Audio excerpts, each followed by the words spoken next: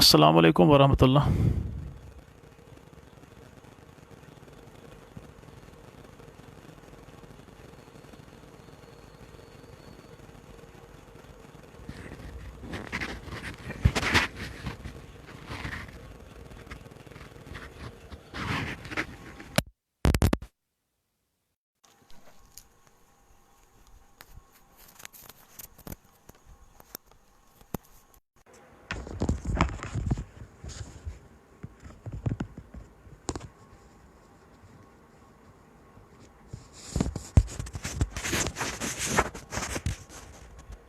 الحمد للہ رب العالمین الرحمن الرحیم الذی قال فی خطابہ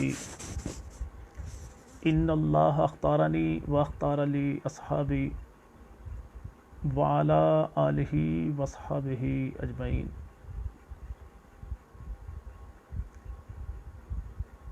دختران نبی بالیقین چار ہیں، دختران نبی بالیقین چار ہیں، نسبت مصطفیٰ کی امی چار ہیں۔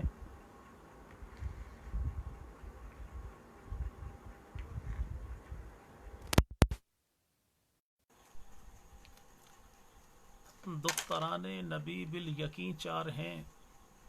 نسبت مصطفیٰ کی امی چار ہیں۔ اپنے بابا کی نسبت کو دل میں لیے جن کی روشن رہی ہے جمی چار ہیں۔ ماں ختیجہ سے رب اولا نے انہیں وہ جو بخشے ہیں روشن نگیں چار ہیں۔ جن کی خوشبو سے مہکے ہیں ارض و سما وہ بہار آفریں یاسمین چار ہیں۔ اور جن سے بیت نبوت میں رخشندگی وہ ختیجہ کے گھر کی مکیں چار ہیں۔ اپنے بابا کی ہیں لاڈلی بیٹیاں یعنی آقا کی وہ نازنیں چار ہیں۔ رب نے قرآن میں جو بناتی کہا اس کا مصداق ہی بالیقین چار ہیں۔ انتہائی قابل صد احترام و تعظیم میرے ہم مشن ہم فکر احباب اور اہل سنت والجماعت سے تعلق رکھنے والے غیور غیرت مند نوجوان مسلمانوں، اللہ رب العزت کا بہت بڑا کرم اور احسان ہے کہ جس خالق کائنات نے اس دور پرفتن میں ہمیں آقا مدنی کریم صلی اللہ علیہ وسلم اور آپ کی پاکیزہ آل و اصحاب کے ذکر خیر کے صدقے یہاں مل بیٹھنے کی توفیق عطا فرمائی۔ دعا فرمائیں الہ العالمین اپنی بارگاہ میں ہمارا یہ باہم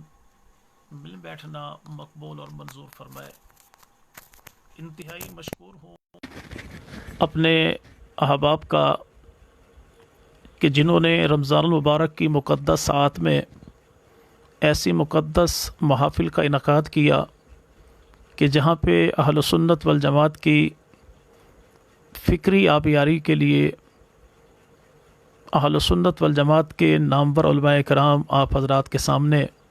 مختلف عنوانات پر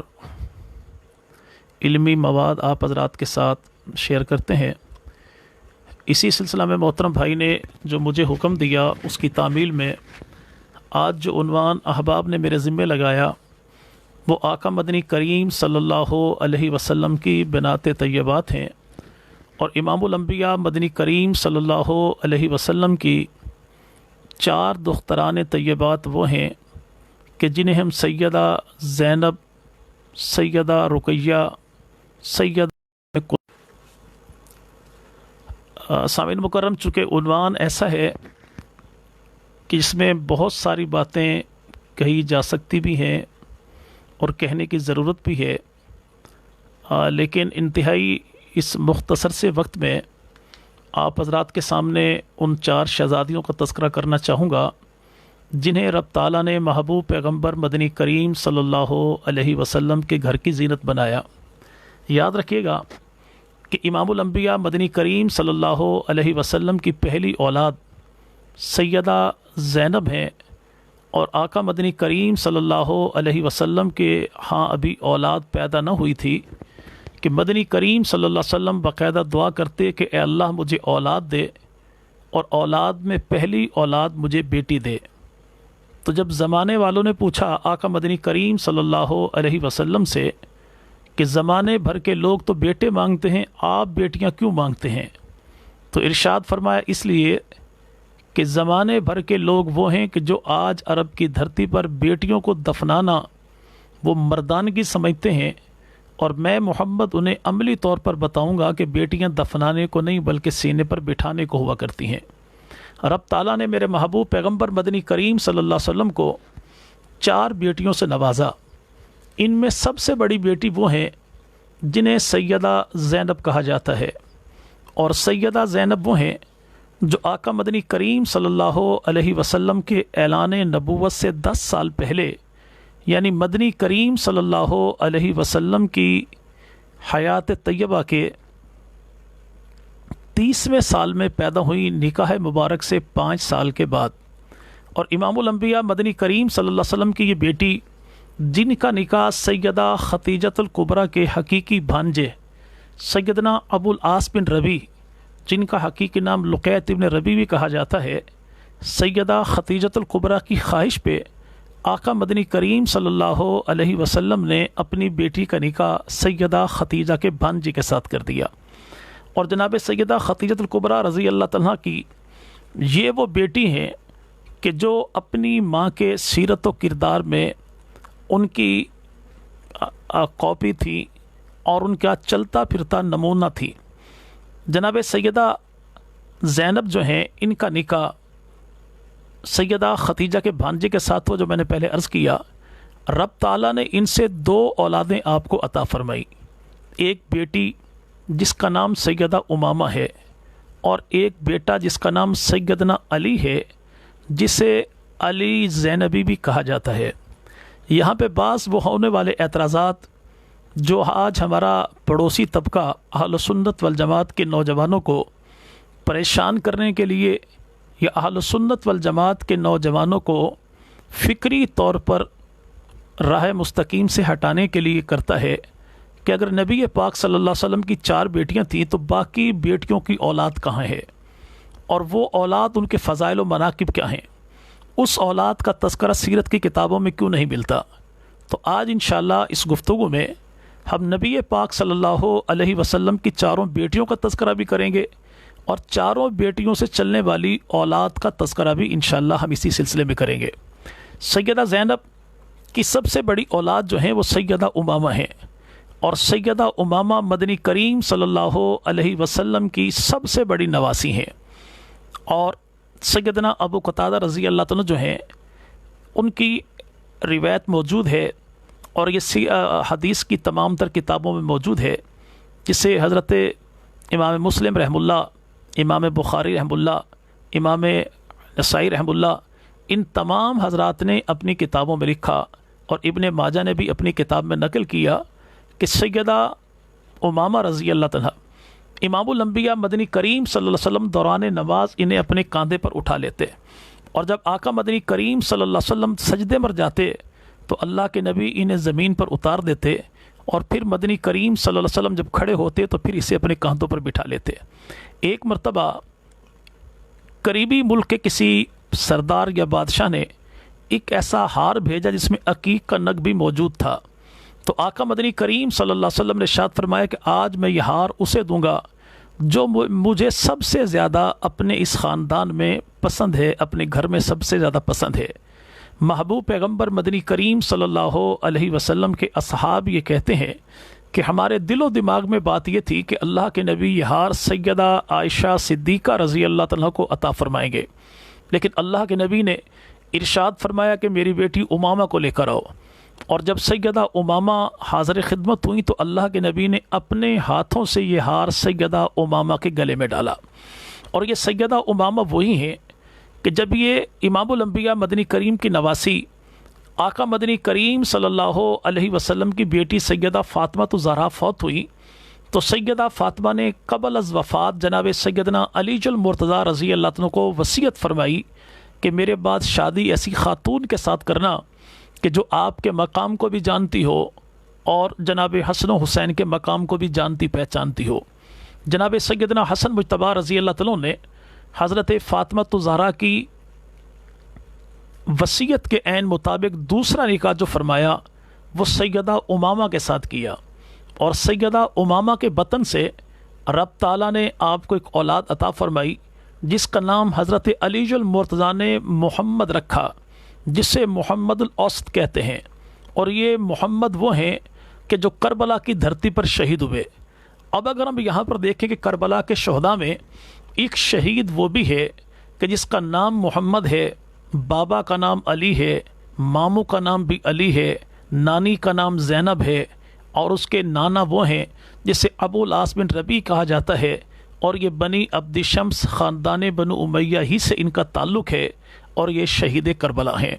اور یہی سیدہ امامہ جو نبی پاک کی نواسی جناب سیدنا علی المرتضیٰ رضی اللہ عنہ کی اہلیہ محترمہ بنی،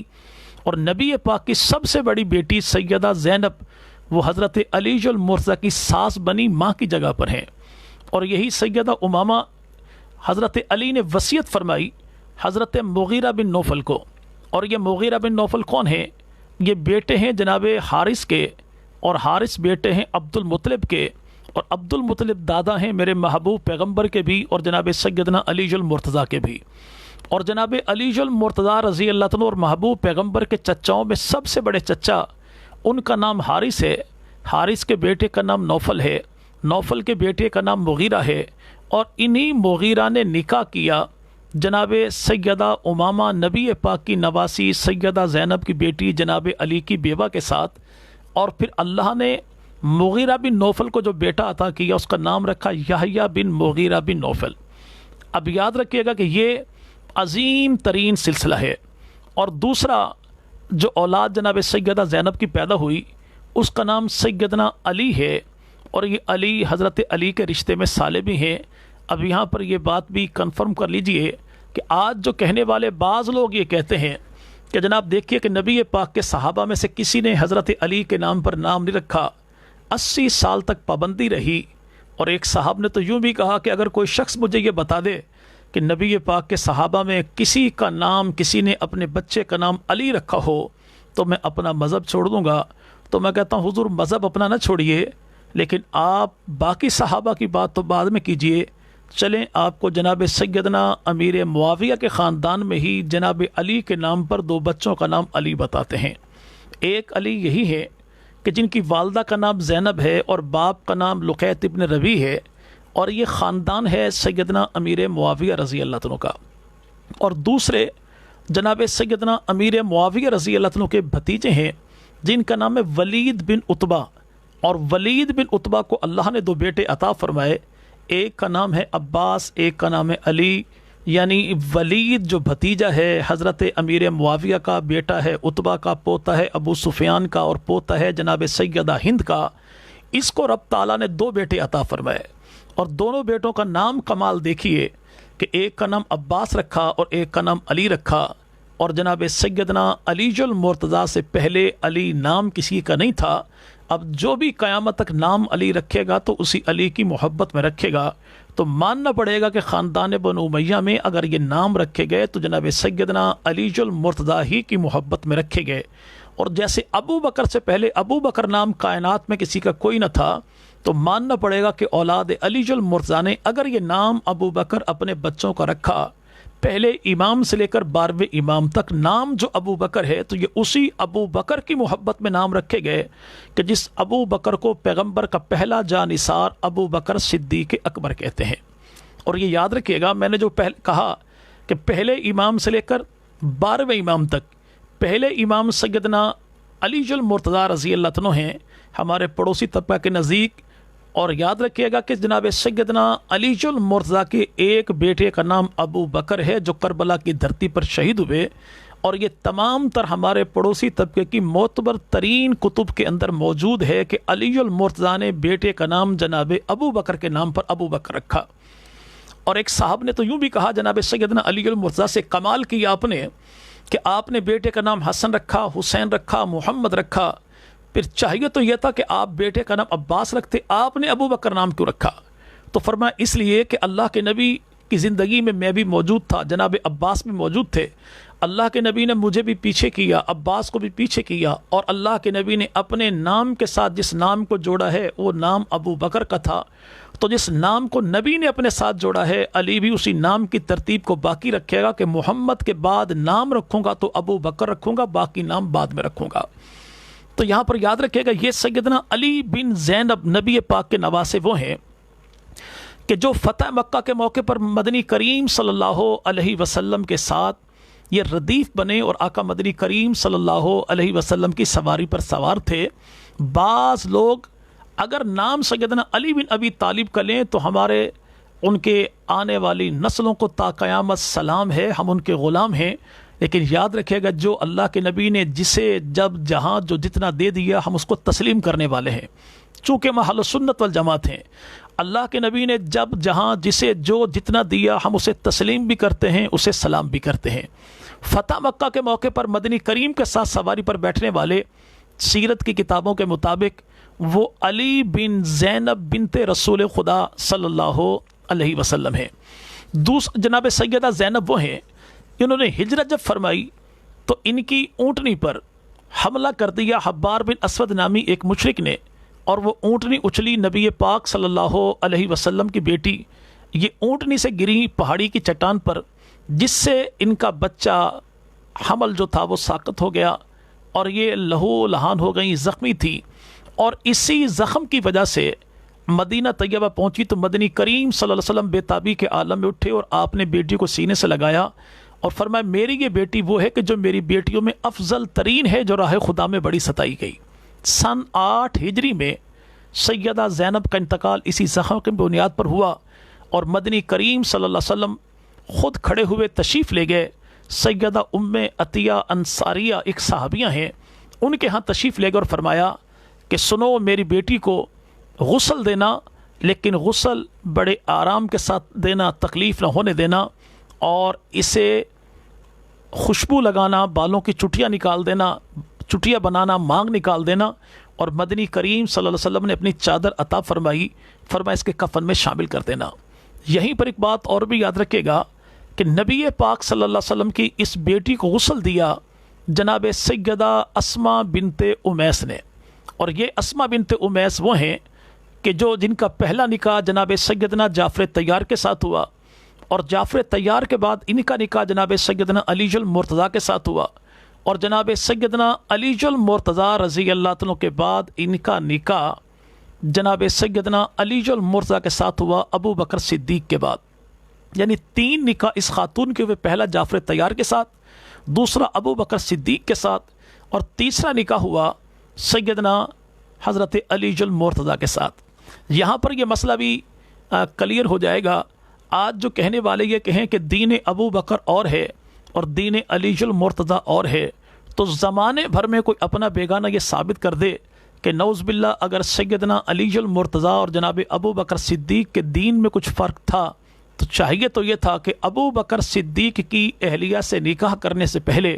جناب سیدنا علی المرتضیٰ انہیں کلمہ پڑھا کے مسلمان کر لیتے، لیکن ایسا نہیں ہے۔ کلمہ پڑھا کے مسلمان کرنے والا معاملہ ہوا ہی کیوں نہیں؟ اس لیے کہ جو دین ابو بکر ہے وہی دین علی المرتضیٰ ہے، اور جو دین علی المرتضیٰ ہے وہی دین ابو بکر صدیق ہے۔ جناب سیدہ زینب کا انتقال سن 8 ہجری میں ہوا۔ مدنی کریم صلی اللہ علیہ وسلم غمناک حالت میں تشریف لائے، اور اللہ کے نبی نے جنازہ پڑھایا، اور خود مدنی کریم صلی اللہ علیہ وسلم نے تجہیز و تکفین میں حصہ لیا۔ امام الانبیاء مدنی کریم صلی اللہ علیہ وسلم کی یہی بیٹی ہیں۔ جب مدنی کریم صلی اللہ علیہ وسلم پر ظلم و تشدد کفار مکہ کرتے تو یہ نبی پاک کی بیٹی دوڑ کے آتی، اور ایک مرتبہ ایسا ہوا کہ جب مکہ والوں نے نعوذ باللہ نبی پاک صلی اللہ علیہ وسلم پر مٹی پھینکی تو یہ پانی لے کر آئیں، اللہ کے نبی کا اپنے ہاتھوں سے منہ دھلوایا تو نبی پاک نے بیٹی کو تسلی دی، بیٹی پریشان نہ ہو، اللہ تیرے بابا کو دنیا میں کفار کے ہاتھوں کبھی مغلوب نہ ہونے دے گا۔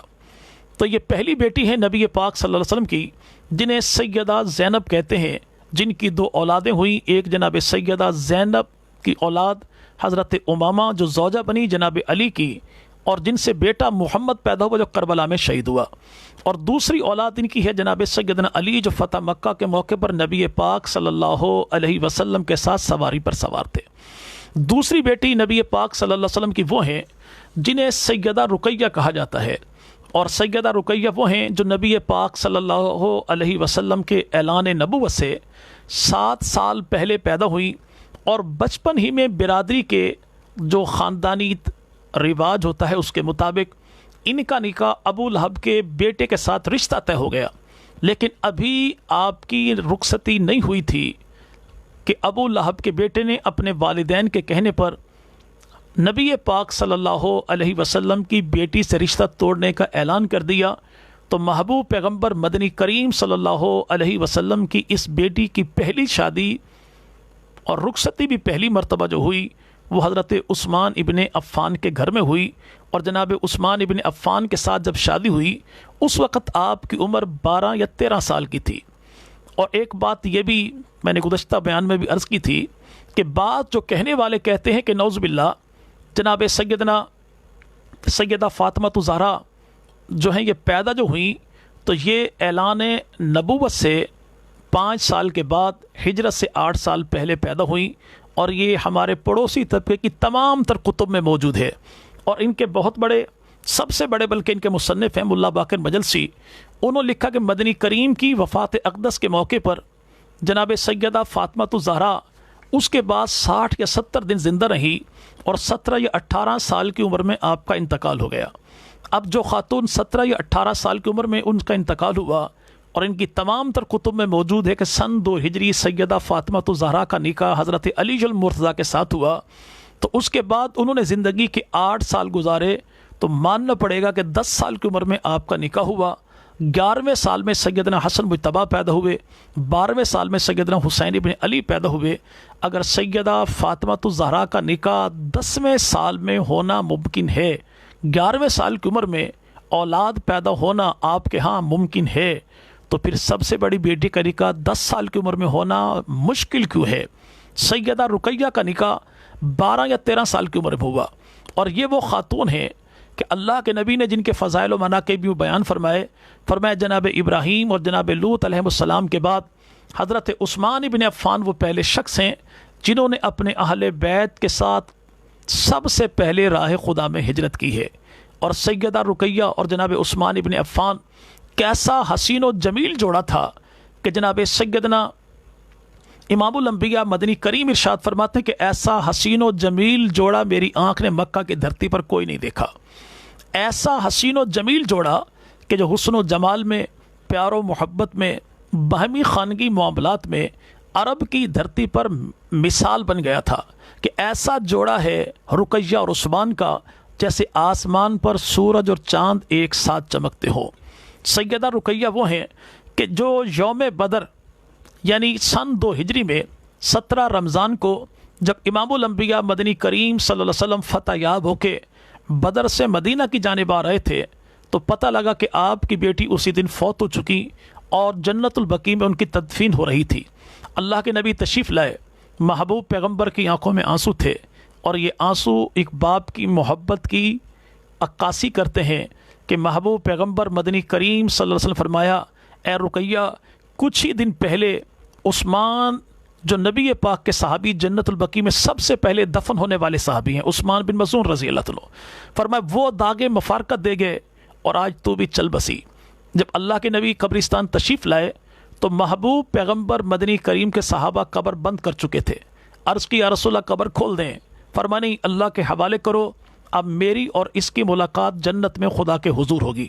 بات درمیان میں رہ گئی تھی کہ سیدہ زینب کو غسل دیا تھا سیدہ اسماء بنت امیس نے، اور یہ سیدہ اسماء بنت امیس جو نبی پاک کے رشتے میں سالی بھی ہیں،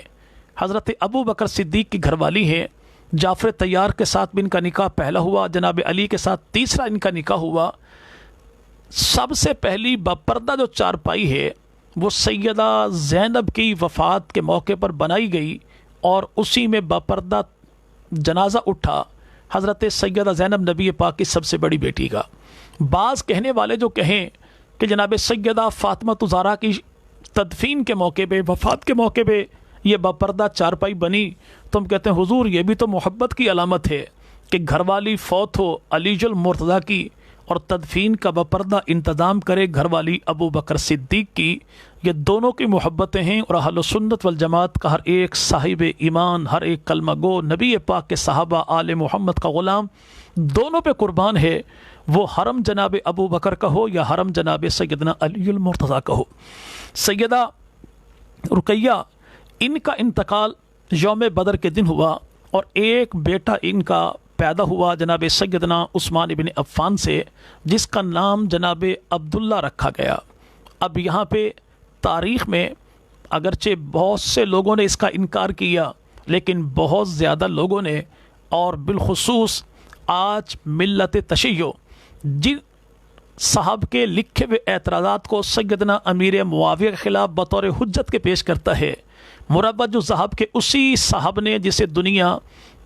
مسعود کہتی ہے، مکوفی کہتی ہے، مربد جو صاحب لکھنے والے نے اپنی کتاب میں لکھا کہ یہ جناب عبداللہ بن عثمان وہ ہیں کہ جو حالت جوانی میں پہنچے اور اس کے بعد ان کی آل اولاد آگے بڑھی۔ اور یہ یاد رکھیے گا کہ آج بھی دنیا میں ایسے لوگ موجود ہیں کہ جو اپنے آپ کو رکوی سادات کے نام سے منسوب کرتے ہیں۔ اگر آپ موجودہ ہمارے ملک پاکستان کے ساتھی آزاد کشمیر، مظفر آباد، کڑی دوپٹہ، ہٹیاں بالا اور وادی نیلم اس علاقے میں چلے جائیں تو یہاں پہ آپ کو بہت سے لوگ ایسے ملیں گے کہ جن کا دعویٰ یہ ہے کہ ہمارا تعلق خاندان بنی رقیہ کے ساتھ ہے، اور آج بھی ملتان کی سرزمین پر جہاں پہ بہت بڑے اللہ والے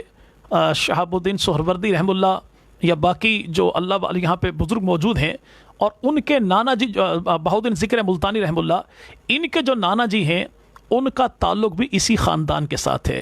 اگر شیخ الہند رحمہ اللہ تعالی ہے، اور آگے پھر جو پورے کا پورا عثمانی خاندان ہے، ان تمام کی جو آل اولاد آج بھی دنیا میں ہے وہ ساری کی ساری انہی خاندان سے تعلق رکھتی ہے، جنہیں سادات بنو رقیہ بھی کہا جاتا ہے۔ اللہ نے موقع دیا تو انشاءاللہ اس پہ ایک مسلسل ایک سیریز ہم کریں گے اولاد رسول کے حوالے سے، کہ پھر محبوب پیغمبر کی بیٹیوں کی اولاد کون کون سی ہے، اور دنیا میں کون کون سے فقیہ، محدث، مفسر، علماء، اولیاء اللہ جو ہیں وہ اس نبی پاک صلی اللہ علیہ وسلم کی آل اولاد سے آگے پیدا ہوئے۔ ہم نبی پاک صلی اللہ علیہ وسلم کی ذات کے غلام، نبی کی تمام ازواج کے غلام، نبی کی تمام بنات کے غلام، نبی پاک صلی اللہ علیہ وسلم کے تمام دامادوں کے، نبی کی تمام آل کے غلام ہیں۔ سیدہ رقیہ، ان کا انتقال سن 2 ہجری میں ہوا، تو سن 3 ہجری کے اندر امام الانبیاء مدنی کریم صلی اللہ علیہ وسلم نے حضرت عثمان ابن عفان کا نکاح اپنی بیٹی سیدہ ام کلثوم کے ساتھ کیا۔ اور یہ یاد رکھیے گا کہ ام کلثوم جو ہے یہ ان کا لقب ہے، کنیت نہیں ہے۔ اور جہاں تک میں پڑھ سکا اور میں نے معلومات اس حوالے سے کی تو ام کلثوم چونکہ جسم ان کا کچھ موٹاپے کی طرف مائل تھا، چہرہ گول تھا، اس سے بھرے ہوئے رخسار والی خاتون کو ام کلثوم کہا جاتا ہے، تو ام کلثوم کے بھرے ہوئے رخسار والی خاتون تھی۔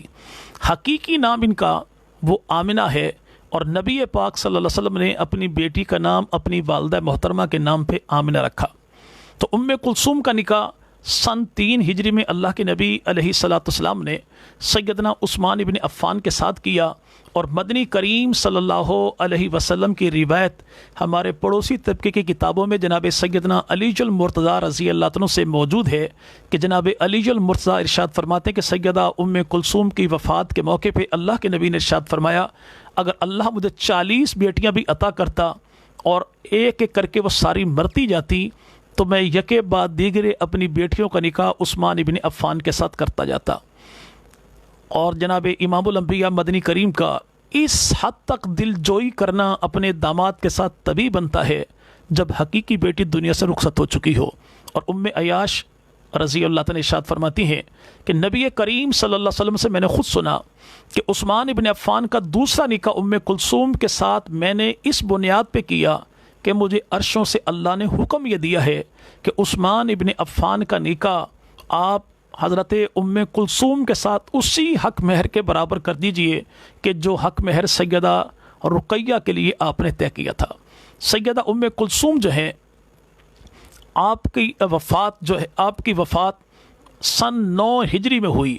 اور امام الانبیاء مدنی کریم صلی اللہ علیہ وسلم کی اس بیٹی سے کوئی اولاد پیدا نہ ہوئی حضرت عثمان ابن عفان کی۔ جب ان کا انتقال ہوا تو اللہ کے نبی علیہ الصلوۃ والسلام کی آنکھوں سے آنسو جاری تھے، اور ساتھ سیدہ فاطمہ الزہرا رضی اللہ تعالیٰ آپ کی آنکھوں سے آنسو جاری تھے، اور اللہ کے نبی خود بھی رو رہے تھے، اور محبوب پیغمبر بیٹی کی وفات پر دوسری بیٹی سیدہ فاطمہ الزہرا کی آنکھوں سے آنسوؤں کو پوچھتے بھی جا رہے تھے۔ امام الانبیاء مدنی کریم صلی اللہ علیہ وسلم کی یہ بیٹی سیدہ ام کلثوم ہیں کہ جنہوں نے آقا مدنی کریم صلی اللہ علیہ وسلم کے باقی عیال اور سیدہ حضرت فاطمہ الزہرا کے ساتھ مکہ سے مدینہ کی جانب ہجرت کی تھی۔ سن 9 ہجری میں آپ کا انتقال ہو گیا تھا۔ آپ حضرات بخوبی جانتے ہیں کہ آج بعض لوگ ایسے ہیں کہ جو محبوب پیغمبر مدنی کریم صلی اللہ علیہ وسلم کی ان طیبات طاہرات کا انکار کرتے ہیں۔ ہم کہتے ہیں حضور کہ آج کے دور میں اگر کوئی فصلی خطیب فصلی ذاکر اٹھے اور محبوب پیغمبر کے حرم کا انکار کرنا شروع کر دے اور آپ بھی بابا کے ڈونگرے برسانے شروع کر دیں، تو خدا را ایسا نہ کیجئے۔ کسی ایسے شخص کے پیچھے کہ جو مجہول النسب ہو علمی طور پر بھی، اور باقی آپ بخوبی جانتے ہیں کہ ایسا شخص جس کا آگا پیچھا علمی طور پر کچھ بھی نہ ہو اور وہ کھڑا ہو کے محبوب پیغمبر کی بیٹیوں کا انکار کرنا شروع کر دے، چلیں آپ اس کے لیے تو واہ واہ کر دیں گے، لیکن یاد رکھیے آپ اپنے مذہب کے پلے کچھ بھی نہیں چھوڑیں گے۔ کہ آپ کے مذہب میں اگر دیکھیں تو فروع کافی جلد نمبر 6 میں صفحہ نمبر 6 پر ہی امام جعفر صادق رحمہ اللہ تعالی نے فرمایا کہ نبی پاک صلی اللہ علیہ وسلم کئی بیٹیوں کے باپ تھے، اور یہ یاد رکھیے گا کہ الکافی کتاب میں 11 سے زیادہ حوالے موجود ہیں کہ نبی پاک صلی اللہ علیہ وسلم کی بیٹیاں 4 ہیں، اور الکافی کتاب وہ ہے جسے لکھنے والے صاحب نے لکھ کے 12ویں امام کے سامنے پیش کیا، تو 12ویں امام نے اس کے ٹائٹل پر تصدیقی طور پہ جملہ لکھا کہ ھذا کافٍ لشیعتنا، کہ قیامت تک کے لیے میرے تمام شیعوں کی رہبری رہنمائی کے لیے کتاب یہ کافی ہے۔ اگر آج کے دور کے کسی صاحب کے پیچھے چل کے آپ نبی پاک صلی اللہ علیہ وسلم کی 4 بیٹیوں کا انکار کریں تو یاد رکھیے آپ نبی پاک کی بیٹیوں کا انکار نہیں کر رہے، بلکہ اپنے مذہب کے بنیادی ستونوں کو اپنے ہاتھوں سے مسمار کر رہے ہیں۔ اور پھر دیکھیے گا کہ سب سے بڑے جو ان کے مصنف ہیں ہمارے پڑوسی طبقے کے، اس میں ملا باقر مجلسی ہیں، اور ملا باقر مجلسی نے حیات القلوب کتاب کے اندر جو ان کا کتاب میں جو باب نمبر 51 ہے اور باب نمبر 5، یہ دونوں ابواب قائم کیے سیدہ خدیجہ الکبریٰ کے حوالے سے باب نمبر 5 میں، اور اس میں پھر لکھا کہ امام الانبیاء مدنی کریم صلی اللہ علیہ وسلم کی اولاد جو ہوئی 4 بیٹیاں اور بیٹے پیدا ہوئے سیدہ خدیجہ کے بطن سے، اور پھر اسی کتاب کے باب نمبر 51 میں نبی پاک صلی اللہ علیہ وسلم کی اولاد کا جب تذکرہ کیا تو وہاں بھی نبی پاک صلی اللہ علیہ وسلم کی 4 بیٹیوں ہی کا تذکرہ کیا۔ اگر ہم چلیں اس کتاب کی جانب کہ آج ہمارا پڑوسی طبقہ سب کتابوں کا ممکن انکار کرتے، لیکن نہج البلاغہ کا انکار وہ کبھی بھی نہیں کرے گا۔ نہج البلاغہ کتاب کے 3 بنیادی طور پر حصے ہیں۔ ایک حصہ وہ ہے جو جناب سیدنا علی المرتضیٰ رضی اللہ عنہ کی بایوگرافی سوانح عمری ہے، ایک میں آپ کے خطبات ہیں اور ایک میں آپ کے خطوط موجود ہیں۔ خطبات میں اگر ہم دیکھیں تو 162 نمبر خطبے میں حضرت سیدنا علی المرتضیٰ رضی اللہ عنہ حضرت عثمان ابن عفان کا تذکرہ کرتے ہوئے حضرت عثمان ابن عفان کے ذی-النورین ہونے کو تسلیم کرتے ہیں، اسی بنیاد پر کہ نبی پاک کی 2 بنات طاہرات کا نکاح حضرت عثمان ابن عفان کے ساتھ ہوا ہے۔ اور اگر ہم آگے چلیں تو الشافی کتاب میں جو کتاب الحجت ہے اس میں، اور اسی الشافی کتاب الحجت کے صفحہ نمبر 7 پہ نبی پاک صلی اللہ علیہ وسلم کی 4 بیٹیوں کو تسلیم کیا گیا۔ تہذیب الاحکام دیکھ لیجئے، ابی جعفر طوسی کی لکھی ہوئی، اور اگر ہم ان کی آگے فقہ کی بہت بڑی کتاب ہے جسے الاستبصار کہتے ہیں، اس میں امام جعفر صادق رحمہ اللہ سے پوچھا گیا کہ جی حضور یہ بتائیے کیا کوئی عورت جنازہ جا کے پڑھ سکتی ہے؟ کسی کا جنازہ کیا خواتین پڑھ سکتی ہیں؟ تو امام جعفر صادق رحمہ اللہ تعالی نے جو دلیل ارشاد فرمایا ہاں عورت جنازہ پڑھ سکتی ہے، اور دلیل یہ ہے کہ سیدہ فاطمہ الزہرا رضی اللہ تعالیٰ عنہ نے حضرت زینب بنت رسول خدا کا جنازہ پڑھا تھا۔ بحار الانوار انہی حضرات کی کتاب ہے جو 100 سے زیادہ صفحات 100 سے زیادہ جلدوں پر مشتمل ہے، لکھنے والے یہی ملا باقر مجلسی ہیں، اور جس پہ ہمارے پڑوسی طبقے کے بڑے بڑے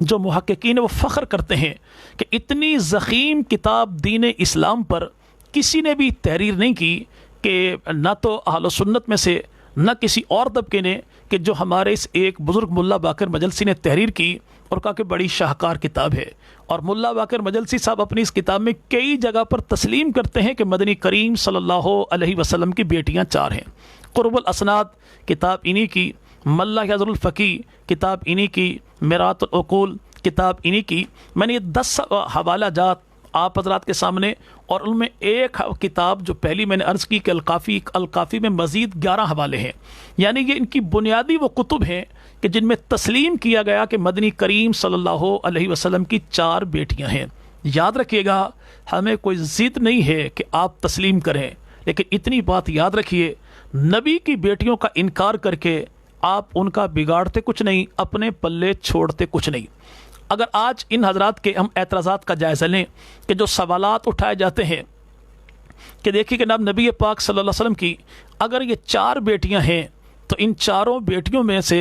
ان کے فضائل کیوں نہیں بیان کیے جاتے؟ تو ابھی میں نے آپ حضرات کے سامنے رکھا کہ امام مسلم رحمہ اللہ نے اپنی کتاب میں، امام بخاری نے، امام احمد نے، امام نسائی نے، ابن ماجہ نے، تمام نے اپنی کتابوں میں لکھا۔ اگر ہم دیکھیں کہ اکمال کتاب ہے، الاصابہ کتاب ہے، ان تمام کتب میں تذکرہ نبی پاک صلی اللہ علیہ وسلم کی بیٹیوں کی سیرت کا ہے، زندگی کا ہے، ان کے سوانے کا ہے، ان کے خانگی زندگی کا ہے، ان کے نکاحوں کا ہے، ان کی اولاد کا تذکرہ ہے۔ آپ سے کب کہاں کس نے کہہ دیا کہ اہل سنت کی کتابیں نبی پاک صلی اللہ علیہ وسلم کی بیٹیوں کا تذکرہ نہیں کرتی؟ یاد رکھیے گا، اہل سنت و نبی کے وہ دیوانے ہیں کہ جنہوں نے نبی پاک صلی اللہ علیہ وسلم کے دانتوں کے درمیان خلا کتنا تھا یہ بھی محفوظ کیا، داڑھی میں بال سفید کتنے تھے یہ بھی محفوظ کیے۔ جب اللہ کے نبی علیہ الصلوۃ والسلام کا دنیا سے رخصتی ہوئی تو سر مبارک میں بال کتنے سفید تھے، آپ کی سواریوں کے نام کیا ہیں، آپ کی پالتو بکریوں کے نام کیا ہیں، آپ کے گھوڑوں کے نام کیا ہیں، آپ کی تلواروں کے نام کیا ہیں، آپ کے آبا و اجداد کے نام کیا ہیں، آپ علیہ الصلوۃ والسلام نے کب کہاں کس موقع پر کیسا لباس پہنا۔ جب یہ چیزیں اہل و سنت نے محفوظ کی ہیں تو نبی پاک صلی اللہ علیہ وسلم کے گھر میں جو رحمت کا پیکر بن کے اللہ نے بھیجی، کیا ان بیٹیوں کے فضائل و مناقب اہل و سنت نے اپنی کتابوں میں نہیں لکھے ہوں گے؟ آپ کبھی کسی ایسی نشست کا اہتمام کیجئے تو مل بیٹھ کے بات کریں گے دلیل کے ساتھ، اور دلیل دیں گے پوری عزت کے ساتھ، احترام کے ساتھ کہ ہم نبی والے بھی ہیں، ہم علی والے بھی ہیں۔ اب جو حضرات یہ اعتراض کرتے ہیں کہ نبی پاک صلی اللہ علیہ وسلم کی اگر باقی بیٹیاں تھیں تو باقی بیٹیوں میں سے صرف ایک کی شادی کے آپ تذکرہ کرتے ہیں، باقی بیٹیوں کی شادیوں کا تذکرہ کیوں نہیں کرتے؟ تو یاد رکھیے گا، چلیں آپ باقی بیٹیوں کی شادی کا تذکرہ اگر تسلیم نہیں کرتے، ایک ہی کی شادی کا اگر آپ تسلیم کرتے ہیں اور وہ شادی سیدہ فاطمہ الزہرا کی ہے، تو حضور دین چھپانے کا نام نہیں، دین پھیلانے کا نام ہے۔ تو کھل کے بتائیے قوم کو، جب شادی ہوئی تھی سیدہ زہرا کی تو جناب علی کے لیے نبی کے دروازے پر سیدہ فاطمہ کا ہاتھ مانگنے آیا کون تھا؟ جب شادی ہوئی تھی سیدہ فاطمہ کی تو علی کے وکیل بن کے آنے والے کون تھے؟ جب شادی ہوئی تھی سیدہ فاطمہ کی تو جہیز خریدنے والا کون تھا؟ جب شادی ہوئی تھی سیدہ فاطمہ کی تو نکاح کے گواہ بنے کون تھے؟ جب شادی ہوئی تھی سیدہ فاطمہ کی تو علی جب بنے تھے دلہا تو علی کے ساتھ سنبھالا کون تھا؟ باراتی کون تھے؟ گواہ کون تھے؟ خرچہ کرنے والے کون تھے؟ دعوت ولیمہ کا کھانا پکوانے والے کون تھے؟ جنگل سے لکڑیاں لانے والے کون تھے؟ سیدہ فاطمہ کو دلہن بنانے والی کون تھی؟ علی کے لیے کرتا کہڑنے والی کون تھی؟ اور جناب سیدہ فاطمہ الزہرا کو نبی پاک کے گھر سے دلہن بنا کے علی کے گھر تک چھوڑ کے آنے والی کون تھی؟ اگر آپ اسی ایک شادی پر فیصلہ کرنا چاہیں تو حضور ہمیں تب بھی قبول ہے۔ انشاءاللہ علی کی شادی کی آپ بات کریں گے تو علی کی شادی صدیق، عمر، عثمان کی عزتوں کو بیان کرے گی، عظمتوں کو بیان کرے گی، محبتوں کو بیان کرے گی۔ منکرین کے پلے پہلے بھی کچھ نہ پڑا تھا، انشاءاللہ اب بھی پڑھنے والا کچھ نہیں ہے۔ دوسرا اعتراض عمومی طور پر ہوتا ہے، چلیں یہ بات جہیز والی بھی مکمل کر لیجئے کہ یہاں پہ جہیز کا تذکرہ کیوں ہوتا ہے۔ یاد رکھیے گا، جہیز کا کنسیپٹ دین اسلام میں نہ آج ہے نہ 14 صدیاں پہلے تھا۔ ہاں، جناب سیدنا علی کے جہیز کی خریداری کا معاملہ، تو یہ بھی ملا باقر مجلسی نے اپنی کتاب میں واضح طور پر لکھا کہ اللہ کے نبی نے فرمایا علی آپ کے پاس کوئی چیز ہے جس سے شادی کے سارے معاملات کو سمیٹا جا سکے؟ فرمایا ہاں میرے پاس زرہ بھی ہے، تلوار بھی ہے، سواری بھی ہے۔ فرمایا باقی چیزیں اپنے پاس رکھو، جا کے زرہ کو بیچ دو۔ بیچنے والے علی، خریدنے والے غنی، اور جناب عثمان ابن عفان کی کمال محبت دیکھیے کہ زرہ لی، پھر علی کو آواز دی، فرمایا زرہ بھی لے جاؤ، پیسے بھی لے جاؤ، اور یہ یاد رکھیے گا حضرت عثمان ابن عفان نے ایسا کیوں کیا؟ اس لیے کہ جناب عثمان غنی جانتے ہیں یہ دولت خرچ ہونی ہے تو جناب علی کے گھر کے اخراجات پہ، سیدہ فاطمہ کے حق مہر پہ، جناب علی کے دعوت ولیمہ پر، اور اگر جناب عثمان ابن عفان زیرہ نہ لیتے، ممکن ہے کوئی کہنے والا، کوئی خارجی ٹولہ یہ کہہ دیتا کہ جناب علی المرتضیٰ نے تو جہیز فنڈ مانگا تھا، خیرات مانگی تھی، چندہ دیا تو عثمان ابن عفان نے، اور حضرت عثمان ابن عفان جانتے ہیں اگر یہ بات سیدہ فاطمہ زہرا کے کانوں تک پہنچی تو جناب سیدہ فاطمہ کا من ٹوٹ جائے گا کہ نکاح اس کے ساتھ ہوا جس کے پلے حق مہر کی دینے کی رقم بھی کوئی نہ تھی۔ اس لیے وقار فاطمہ کا خیال رکھا عثمان ابن عفان نے، پہلے زرہ لی، پھر زرہ بھی دے دی، پیسے بھی دے دیے۔ چوتھی بیٹی نبی پاک صلی اللہ علیہ وسلم کی ہیں سیدہ فاطمہ زہرا، اور ہمارے پڑوسی تمام تر اپنی کتابوں میں لکھتے ہیں کہ سیدہ فاطمہ کا جو ولادت ہے وہ اعلان نبوت سے 5 سال کے بعد، ہجرت سے 8 سال پہلے، اور 2 سال بعد آپ کی شادی ہوئی مدینہ طیبہ کی سرزمین پہ۔ اور یہ بھی ہمارے پڑوسی طبقہ کے بڑے بڑے حضرات نے اپنی کتابوں میں تسلیم کیا، بالخصوص جلال الجون والے صاحب نے، کہ سیدہ فاطمہ زہرا کی شادی سن 2 ہجری میں ہوئی، 21 محرم الحرام کو ہوئی۔ اور یہ یاد رکھیے گا شادی کرنے والے کون ہیں کہ جنہیں ہمارا پڑوسی طبقہ قیامت تک کے سارے معاملات کا جاننے والا کہتا ہے، انہوں نے محرم الحرام کی 21 تاریخ کو شادی کی۔ امام الانبیاء مدنی کریم صلی اللہ علیہ وسلم کی بیٹی سیدہ فاطمہ زہرا، حضرت امام عطاء اللہ شاہ صاحب بخاری رحم اللہ تعالیٰ سے کسی نے پوچھا کہ نبی پاک صلی اللہ علیہ وسلم کی بیٹیوں، 3 بیٹیوں میں اور سیدہ فاطمہ زہرا، ان میں شان والی بیٹی کون سی ہے؟ فرمایا کہ 3 بیٹیاں وہ ہیں کہ جو محمد بن عبداللہ کی بیٹیاں ہیں، اور سیدہ فاطمہ محمد الرسول اللہ کی بیٹی ہیں کہ اعلان نبوت کے بعد پیدا ہوئیں۔ اور یہ یاد رکھیے گا کہ آج جو کہنے والا کہے کہ چوتھی بیٹی کا تذکرہ زیادہ کیوں ہے، یاد رکھیے گا 13 سال مکہ کے جس قسم پرسی کے عالم میں اللہ کے نبی نے گزارے، مدینہ طیبہ کے ابتدائی دن اللہ کے نبی نے جن جنگی معاملات میں گزارے کہ 88 جنگیں مدینہ طیبہ کے سرزمین پہ آنے کے بعد ہوئیں تقریباً، اور جن میں امام الانبیاء مدنی کریم صلی اللہ علیہ وسلم کئی جنگوں میں بنفس نفیس تشریف لے گئے۔ یعنی مدینہ آنے کے بعد بھی مکہ والوں نے آپ کو چین سے نہ بیٹھنے دیا۔ جب خوشحالی کا دور آیا، مال غنیمت آنا شروع ہوا، مسلمانوں کو آسودگی حاصل ہوئی، خوشحالی مالی طور پہ ہونے لگی، اس دور میں نبی پاک صلی اللہ علیہ وسلم کی ساری بیٹیاں انتقال فرما چکی تھیں، ایک بیٹی تھی اور وہ سیدہ فاطمہ زہرا رضی اللہ تعالی عنہا ہیں۔ اور یہ بھی یاد رکھے گا کہ سیدہ فاطمہ زہرا کی شان میں جتنی حدیثیں سین شین کی کتابوں میں موجود ہیں، ان میں 80% کی حدیثیں وہ ہیں کہ جو شان سیدہ زہرا کی ہے، اور نبی سے سن کے امت کے حوالے والی کون ہے؟ وہ سیدہ عائشہ صدیقہ رضی اللہ تعالی عنہا ہے۔ اگر نعوذ باللہ یہاں پر کوئی ایسا معاملہ ہوتا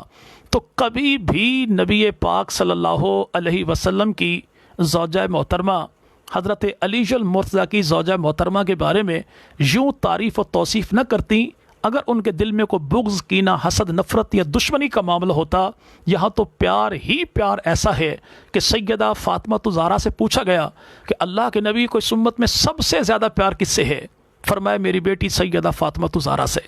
اور جب سیدہ فاطمہ زہرا سے پوچھا گیا کہ مدنی کریم صلی اللہ علیہ وسلم کو اس امت میں سب سے زیادہ پیار کس سے ہے؟ تو فرمایا میری اماں محترمہ سیدہ عائشہ صدیقہ رضی اللہ تعالیٰ عنہ سے۔ یاد رکھیے گا دوسرے کا اعتراض ہوتا ہے کہ نبی پاک صلی اللہ علیہ وسلم کی اگر 4 بیٹیاں تھیں تو جب نبی پاک صلی اللہ علیہ وسلم نے اپنی چادر کے نیچے بٹھایا اپنے آل اولاد کو، گھر والوں کو، یعنی جناب سیدنا علی المرتضیٰ کو، سیدہ فاطمہ الزہرا کو، جناب حسن مجتبیٰ کو، جناب حسین ابن علی کو، تو امام الانبیاء مدنی کریم نے اپنی باقی بیٹیوں کو کیوں نہیں بٹھایا؟ تو اگر آپ پڑھیے گا تو آپ کو تمام تر شیعہ تفاسیر میں یہ بات دکھائی دے گی کہ یہ مباہلہ کا جو واقعہ پیش آیا یہ سن 9 ہجری میں پیش آیا، اور نبی پاک صلی اللہ علیہ وسلم کی 3 بیٹیاں سن 8 ہجری تک اس دنیا سے رخصت ہو چکی تھی۔ جب بیٹیاں زندہ ہی کوئی نہ تھی تو اللہ کے نبی کیسے انہیں اپنی چادر کے نیچے بٹھاتے؟ اگر کہنے والا پھر بھی اس پہ اصرار کرے تو میرا سوال یہ ہوگا کہ سیدنا علی المرتضیٰ کی اولاد میں جناب سیدنا حسن بھی ہیں، جناب سیدنا حسین ابن علی بھی ہیں، جناب سیدہ زینب بنت علی بھی ہیں، جسے مسافرہ شام بھی کہتے ہیں، شریکت الحسین بھی کہتے ہیں، جسے ثانی زہرا بھی کہتے ہیں، جسے زینب بنت علی المرتضیٰ کہتے ہیں، پیغمبر کی نواسی کہتے ہیں۔ یہ سیدہ زینب ہیں، سیدہ ام کلثوم بھی ہیں کہ جو جناب سیدنا علی المرتضیٰ کی بیٹی ہے۔ کیا یہ سوال کیا جا سکتا ہے کہ اللہ کے نبی نے جب علی، حسن، حسین، زہرا ان کو اپنی چادر کے نیچے بٹھایا تو جناب سیدنا علی المرتضیٰ رضی اللہ عنہ کی دونوں بیٹیوں کو اللہ کے نبی نے چادر کے نیچے کیوں نہیں بٹھایا تھا؟ یاد رکھیے گا، میں نے پہلے عرض کیا کہ اللہ کے نبی نے جب جہاں جسے جو دیا ہم اسے تسلیم کرنے والے ہیں۔ پھر ایک اعتراض ہوتا ہے کہ مباہلے کے وقت میں امام الانبیاء مدنی کریم صلی اللہ علیہ وسلم صرف ایک بیٹی کو لے کر کیوں گئے؟ تو بھائی یاد رکھیے گا، میں نے پہلے عرض کیا کہ 9 ہجری میں یہ واقعہ پیش آیا، بیٹیاں پہلے فوت ہو گئیں۔ اللہ کا قرآن تو یہ کہ محبوب پیغمبر کہ آپ جب یہ مباہلے کی دعوت دی گئی کہ آپ اپنی عورتوں کو لے کر آئیں، ہم اپنی عورتوں کو لے کر آئیں گے، تو حضور یاد رکھیے گا یہاں پہ بیٹیاں بھی موجود ہیں، آل بھی موجود ہے، اولاد بھی موجود ہے۔ چلیں بیٹی تو ایک تھی، باقی بیٹیاں فوت ہو گئیں۔ جب عورتوں کا گھر والیوں کے بارے میں کہا گیا تو امام الانبیاء مدنی کریم صلی اللہ علیہ وسلم نے اپنی زندگی میں ٹوٹل 11 نکاح کیے۔ 3 باندیاں تھیں میرے محبوب پیغمبر مدنی کریم کی، 2 ازواج مطہرات وہ ہیں جو اللہ کے نبی کی زندگی میں فوت ہو گئیں، 9 ازواج مطہرات وہ ہیں جو آقا مدنی کریم صلی اللہ علیہ وسلم کی زندگی میں ایک ہی وقت میں موجود تھیں۔ اللہ کے نبی علیہ الصلوۃ والسلام ان میں سے کسی ایک کو کیوں نہیں لے کے گئے؟ یاد رکھیے گا کہ محبوب پیغمبر کی بیٹی ایک ہی موجود تھی۔ چلیں یہ بھی دعوت فکر دیتا ہوں، جو آج کہتے ہیں کہ اللہ کے نبی دعوت مباہلہ پر گئے تو سیدہ فاطمہ الزہرا کو لے کر گئے، باقی بیٹیوں کو لے کر نہیں گئے۔ حقیقت میں بتا چکا، چلیں آپ بتا دیجئے، جب سیدہ فاطمہ الزہرا گھر سے گئیں اللہ کے نبی کے ساتھ بقول آپ کے دعوت مباہلہ کے لیے، ان کے چلنے کا انداز کیا تھا؟ آگے کون تھا، پیچھے کون تھا؟ سیدہ گھر سے چلی تو کیسے چلی تھی کہ آج سیدہ فاطمہ الزہرا کے اس انداز زندگی پر، ان کے اس چلنے کے انداز پہ، ان کے شرم و حیا پہ آپ کی پوری قوم میں سے کسی 1% کا عمل بھی ہے؟ الحمدللہ سیدہ فاطمہ الزہرا کی یہ ادا ملے گی، حیا ملے گی تو آج بھی اہل سنت والجماعت کی ماؤں، بہنوں، بیٹیوں ہی میں ملے گی۔ سیدہ فاطمہ الزہرا کے حوالے سے ایک بات ایک صاحب نے اور کہی، کہتے میں چیلنج دے کر یہ بات کہتا ہوں کہ نبی پاک صلی اللہ علیہ وسلم کی 4 بیٹیاں تھیں، اگر تھیں تو وراثت کے موقع پر صرف ایک بیٹی کیوں آئی، باقی بیٹیاں کیوں نہیں آئیں؟ حضور امام الانبیاء مدنی کریم صلی اللہ علیہ وسلم کا انتقال سن 11 ہجری میں ہوا، بیٹیاں 3 سن 8 ہجری تک فوت ہو گئیں، تو بیٹی ایک ہی تھی، اور وہ بیٹی بھی آئی کیوں؟ چلیں یہ بھی سن لیجئے کہ وہ آئی تھیں ریفس کے قلعے پر وار کرنے کے لیے، تاکہ زمانے کو پتہ لگ جائے کہ زہرا کون ہے، کس فکر کی آبیاری کرنے والی ہے، کہ آپ کی کتاب توضیح المسائل ہو یا باقی کتب ہو، ان تمام میں یہ لکھا ہے کہ ایسی پراپرٹی جو زمین و آسمان کے درمیان ہو اس میں عورت کا حصہ نہیں ہوتا۔ آپ کہیں حصہ ہوتا کوئی نہیں، سیدہ زہرا فرمائیں حصہ ہوتا ہے۔ اہل سنت والجماعت تو الحمدللہ عورتوں کے حق کے وراثت کے قائل ہیں۔ آپ کہیں کہ عورت کا وراثت میں حصہ کوئی نہیں، سیدہ فرمائیں عورت کا وراثت میں حصہ ہے، تو پہلے دن ہی نبی پاک صلی اللہ علیہ وسلم کی وفات اقدس کے بقول آپ کے سیدہ زہرا نے یہ بات کلیئر فرما دی کہ میرا تعلق ان کے ساتھ ہے کہ جن کا تعلق ابو بکر صدیق کے ساتھ ہے، اس لیے کہ عورت کی وراثت کا جو قائل ہوگا وہی فکر فاطمہ کی آبیاری کرنے والا ہوگا۔ الحمدللہ ہم جناب امام الانبیاء مدنی کریم صلی اللہ علیہ وسلم کے بھی غلام، جناب سیدنا علی المرتضیٰ کے بھی غلام، جناب سیدنا امام الانبیاء مدنی کریم کی پوری جماعت کے بھی غلام، جناب علی کی پوری آل کے بھی غلام ہیں۔ سیدہ فاطمہ زہرا رضی اللہ تعالیٰ، ہماری کتب احادیث میں تقریباً 18 حدیثیں ان سے روایت ہیں، 18 حدیثیں ہمارے اکابر نے اپنی کتابوں میں سیدہ فاطمہ زہرا سے لے کے نقل کی ہیں۔ جناب سیدنا حسن مجتبیٰ سے 13 حدیثیں موجود ہیں، جناب حسین ابن علی سے 8 حدیثیں موجود ہیں۔ اللہ نے موقع دیا، حساب کتاب کبھی کر لیجئے گا، اور حساب کتاب کبھی بیٹھ کے کرنا بھی چاہیے کہ ہمارے ہاں تو یہ احادیث ہم نے اپنی کتابوں میں لی، کبھی آپ بھی بتا دیجئے کہ آپ نے جناب سیدنا حسن مجتبیٰ سے کتنی حدیثیں لیں، جناب حسین ابن علی سے کتنی حدیثیں لیں، اور سیدہ فاطمہ زہرا سے آپ نے کتنی حدیثیں لیں۔ رب تعالیٰ ہمیں جب تک زندہ رکھے، آل محمد کے در کا غلام بنا کے زندہ رکھے۔ اللہ ہمیں جب موت دے تو نبی پاک صلی اللہ علیہ وسلم کے صحابہ کے قدموں میں عطا فرمائے۔ رب تعالیٰ ہمیں جب موت دے تو ایسی موت دے کہ دل میں محبت حضور کی ہو، ہونٹوں پہ کلمہ حضور کا ہو، ایک ہاتھ میں جھنڈا نبی پاک کی آل کا ہو تو ایک ہاتھ میں جھنڈا نبی پاک کے صحابہ کا ہو۔ رب تعالیٰ میرا آپ کا حامی ناصر ہو۔ خالق کائنات ہمیں ایسی زندگی عطا فرمائے جو خالق کائنات کی بھی پسندیدہ ہو، رحمت کائنات کی بھی پسندیدہ ہو۔ اللہ پاک میرا آپ کا حامی ناصر ہو۔ جو غلطی کوتاہی ہوئی اس پہ رب تعالیٰ سے بھی معافی کا طلبگار ہوں، آپ حضرات سے بھی معافی کا طلبگار ہوں۔ اپنی نیک دعاؤں میں مجھے اور ملک پاکستان کو، عالم اسلام کو یاد رکھے گا۔ اللہ پاک میرا آپ کا حامی ناصر ہو۔ خالق کائنات اب تمام حضرات کی جان، مال، عزت، آبرو، آل اولاد میں برکتوں کا فیصلہ فرمائے۔ جن دوستوں نے میسج کیا بیماروں کے حوالے سے، رب تعالیٰ انہیں صحت سلامتی والی لمبی زندگی عطا فرمائے، اور تمام دوستوں کی تمام نیک خواہشات اللہ اس جہان میں پوری فرمائے۔ میں آپ حضرات کے لیے دعا گو ہوں، آپ اپنی دعاؤں میں مجھے یاد رکھیے گا۔ رب تعالیٰ آپ کا میرا حامی ناصر ہو۔ وآخر دعوانا الحمد للہ۔